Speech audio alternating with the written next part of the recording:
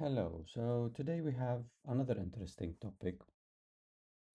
There are many cases where we find ourselves uh, copying and pasting code, similar code, but only changing the data type for maybe parameters or the return data type.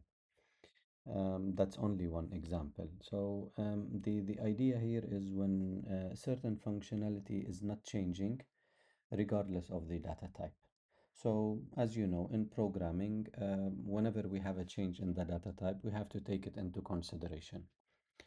One way of doing that is to write multiple functions, one each, or even define multiple objects, one for each data type. Or maybe we could use the object as the data type. Um, there are many disadvantages for this approach. I'll take you through a simple example so we can understand the idea, we understand the problem, and then we'll find a solution for that. So our topic today is about generics.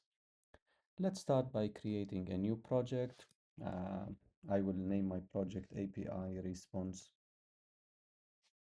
App. So nowadays we have Nowadays, we have many APIs that we can connect to and get data from, and these are very helpful. So, different APIs provide different types of data.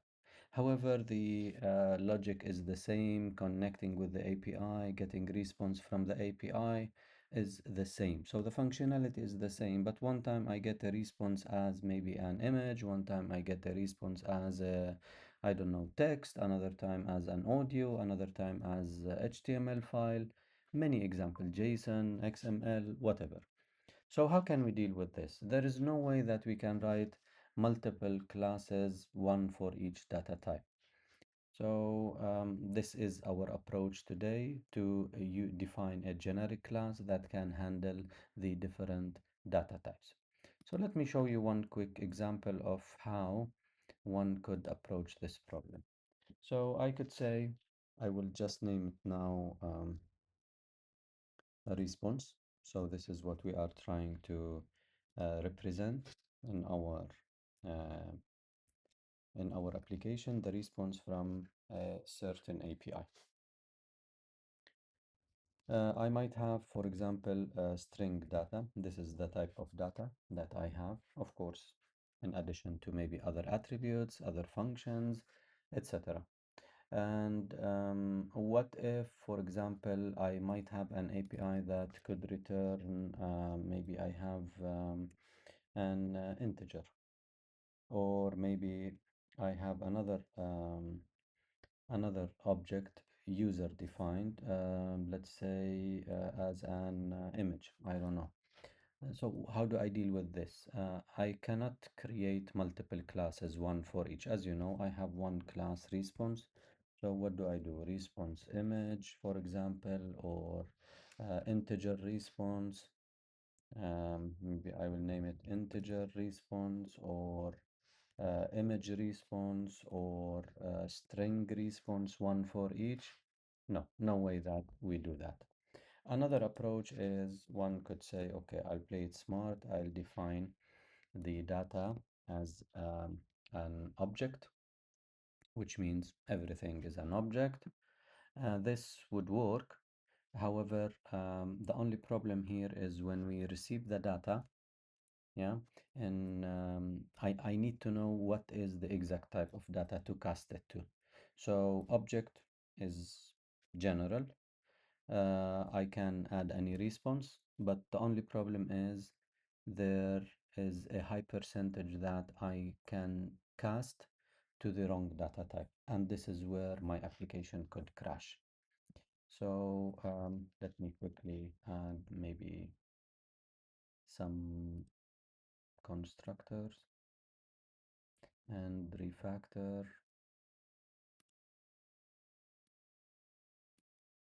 So I'll go quickly to the main class, and here,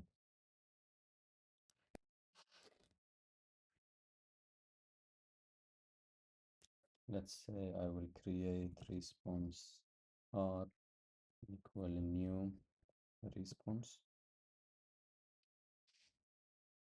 and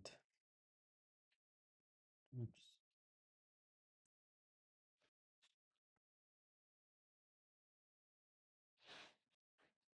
let's say initially I don't have any information about the response. For that, let me add the default construct for my code to work. Okay, so new response, and then maybe later on I will set the response r dot set set data. Let's say I will set my response to an integer, for example. For some reason, my response is of type integer, and maybe at a later stage, I would like to um, get to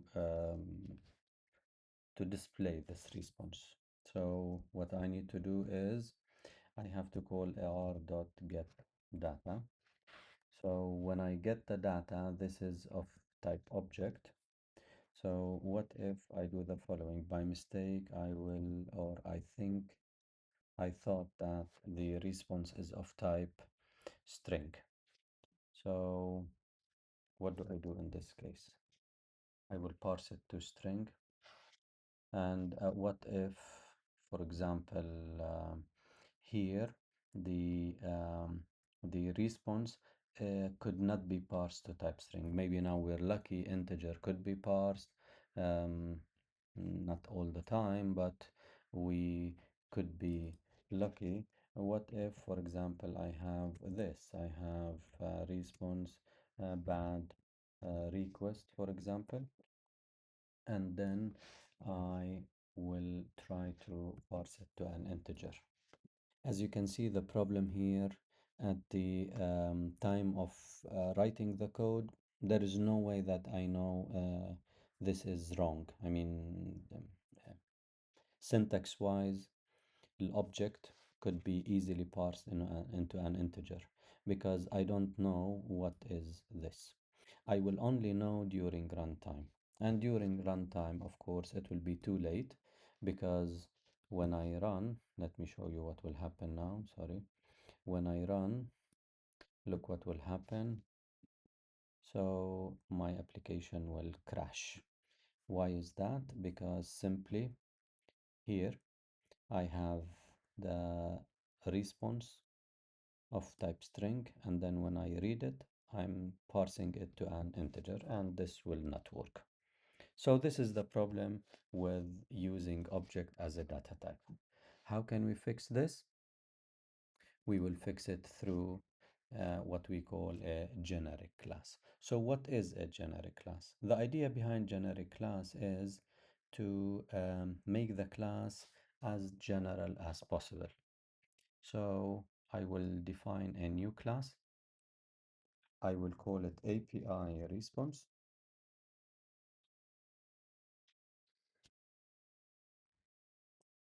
And the first thing we need to do if we want to define the class as a generic class, I will have to use the following. So between angle brackets, you specify a type, like a letter, T.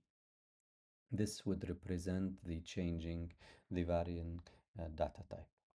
And now what I will do is everywhere I want to reference the data type I have in mind, I will not use int or double or object as we did.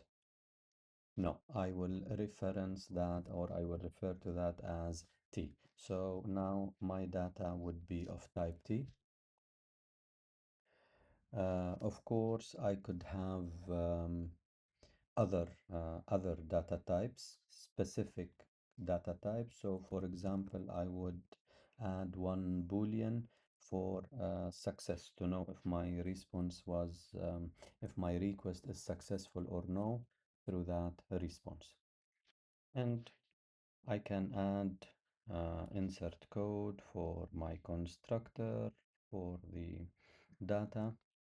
As you can see now, T is treated as a data type inside the class. I could add also the getters and setters. So I will only add get data, set data, and uh, is success.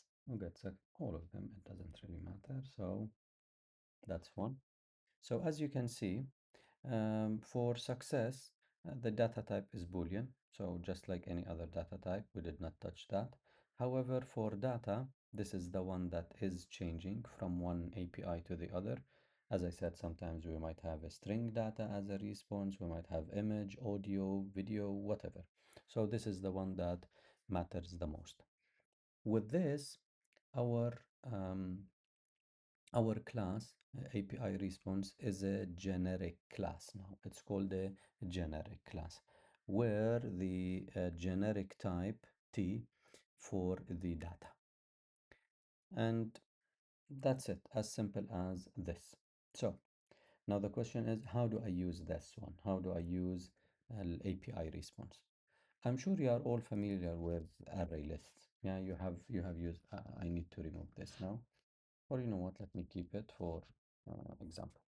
You have used array list before. We have seen many examples about using array list. Yeah, we use angle brackets, and here we add a data type, for example, string, and then name, name list, for example. So this would be my array list. So you notice something? Yeah, we have here the angle brackets, and between the angle brackets, we have a data type. So this is exactly what we are going to do with our API response. So now we could tell easily that array list was declared as a generic class. Why? Because the same way we declare an array list of string, we could declare an array list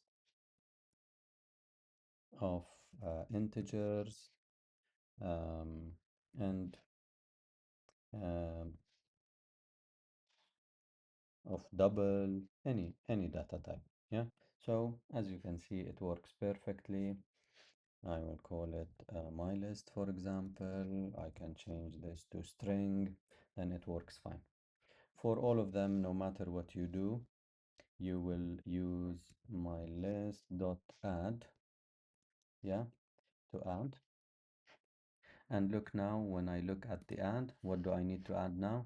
Because now I said my array list is an array list of strings, so I will add a string. However, if I change this to integer, then I need to add, oopsie, I need to add an integer instead. The same add function, yeah, the same function, however, working on multiple data types, on different data types, sorry. So this is what we are trying to achieve. I will keep this example for you. Now let's work with our user-defined generic class, which is the API response. So we'll follow exactly the same. So my class is called API response. And now I need to decide what kind of response I will get. Yeah, I know in advance which API I'm connecting to. So I know as per the specification for that API, I know the description, I know what type of response I will get. Let's say now I will get string, okay, from my API. So this is, let's say S API, just for simplicity, equal new API response, and then we need to give here the response we get from the API. Okay, so this is one example of how we use the generic class API response. We could add like we did with response, we could add a default constructor, and then later on in one of the methods that will connect to the API, we will get the response from the API, and from that um, we will also use generics. So for example here, let's say I want to um, we defined get, yeah? So now when I declared get, the return type was T. So what is happening now is the following. When we declare an instance of API, we have to provide the data type. So basically what happens is the following. In memory, a copy of this class will be taken, and internally the T type will be replaced with the type I specify here in the driver. So string, then I will have a copy of API response, and wherever letter T is referenced, it will be replaced with string. So now when I get data, I will have only one type, which is T, which is in my example string. So if I try now to say int R response equal what did we call it, equal s api dot get data, it will immediately give me a syntax error. Why is that? Because it knows that get data now, yeah, look at the error, get data is of type string, so it cannot be converted to type integer. So I know from the moment I write the code that there will be an error here. Even if I try to parse, yeah, if I write the code here, then it will not take it because the get data is of type string. So this will avoid the crashing of the application, because you know in advance what type of response you're getting from the declaration of your API response. So the only way to fix this is to parse it to the, or to take it in the proper data type. Yeah, so that's basically about it. Um, let's take one final example. So API response. Let's say now I have an integer response. Again, we will do the same I API equal new API response, and then maybe I will put 100. So it works the same way. Again, I could I API, I could change, for example, set the data, let's say to 200. I could easily do that. I cannot do the following because my data is of type integer. So it's type safe and flexible at the same time. I don't care about the type at the moment of defining the class. I replace this with a letter T, and when I want to use the class, I have to specify the data type. So this is how it becomes type safe. I cannot use any other data type except the one I use to declare the instance. And the more you go further, the maybe you will need more. Let's say we have another, um, maybe we have another, let's say, content, just um, maybe sometimes the content will be of type string, and maybe in other APIs it will be of type integer, and so on. So basically the same concept as data. So what do I do now? I need to give it also the full flexibility, so to avoid crashing. What do I do? Then I need to follow the same logic. Let's say I have the scenario where data and content, they should not be, or it could be that they are of different types, which means I can use T here, but it doesn't cover all my cases. So what do? I need to represent that with a different data type. So what to do now? Let's say I will use S to represent my new data type, and for that I will add S here, and we will follow exactly the same logic. So now T is representing data and S is representing content. You could also add get and set many other functions for the content. And now here in your definition, so we need to provide two things. We need to provide two data types, one for data, and I need to provide another one for the content. And this way I have the full flexibility. I could use, for example, integer and double, and it will work perfectly fine for me. So as you can see, few steps will allow us, will give us the full flexibility, yet we are not sacrificing type safety. So it's type safe and flexible at the same time. Just one final note. Keep in mind that not every class could be converted to a generic class. We cannot use generics simply everywhere. There has to be something similar regardless of the data type. So when something is functioning exactly the same, however, on different data types, it's when you start considering using generics. All right, so that's it for now, and I will be seeing you later in another video. Have a good one.